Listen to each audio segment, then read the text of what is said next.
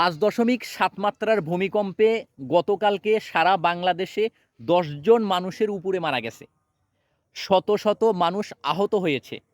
অনেক বড় বড় বিল্ডিংগুলো ধসে পড়েছে, ফাটল ধরেছে, হেলে গেছে। ভূমিকম্পের মাত্রাটা যদি একটু বেশি হয়, 7-এর উপরে যায়, 8-এর কাছাকাছি যায়, তাহলে বাংলাদেশে মৃত্যুর মিছিল ঘটবে। অথচ জাপান একটা ভূমিকম্পিত দেশ, যেখানে প্রায়ই ভূমিকম্প হয়, কিন্তু এই ভূমিকম্প থেকে রক্ষার জন্য তারা তাদের জীবন এবং সম্পত্তিকে রক্ষার জন্য প্রযুক্তিকে কাজে লাগাইছে, তাদের মেধাকে কাজে লাগিয়ে সর্বোচ্চ নিরাপত্তা নিশ্চিত করতেছে বা করছে। কিন্তু বাংলাদেশে করা হয়নি।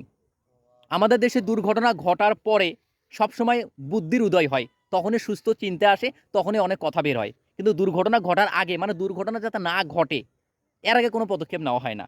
মূলত দুর্বল শিক্ষা ব্যবস্থা, দুর্বল পরিকল্পনা, দুর্বল অবকাঠামোর জন্যই এমন মৃত্যুর মিছিল ঘটতেছে বাংলাদেশে প্রতি মুহূর্তেই।